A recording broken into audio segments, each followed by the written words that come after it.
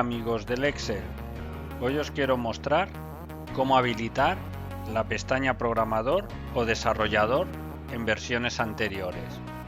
Es muy sencillo. Para ello nos dirigimos a Archivos, Opciones, Personalizar cinta de opciones y aquí a mano derecha encontraréis Programador. Lo marcamos y aceptamos. Ya tenemos la pestaña Programador. Aquí encontraremos las funciones principales para poder programar en Visual Basic. Bueno, espero que te haya resuelto tus dudas. Si te ha gustado, dale a like y suscríbete para más vídeos como este. Déjame en los comentarios si quieres que te haga algún tutorial específico. Hasta pronto.